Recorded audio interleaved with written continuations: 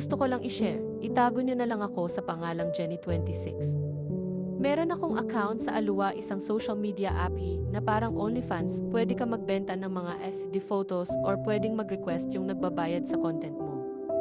Meron akong top spender, parang gumagastos siya ng 2,500 to 3,000 pesos at palaging nag-engage sa mga content ko.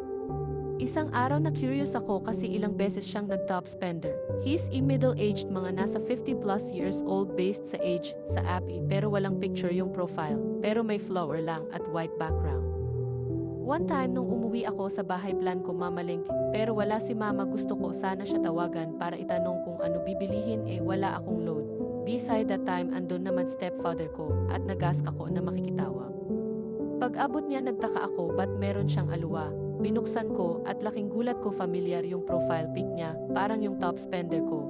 At napatunayan kong siya nga kasi nakita kong naka-follow sa account ko. Di ko na tinawagan si mama at umalis ako agad. Kahapon lang to nangyari. Help niyo ako, isusumbong ko ba kay mama kaso di niya alam na ito yung trabaho ko o papabayaan ko, palampasin ko na lang at i-block stepfather ko.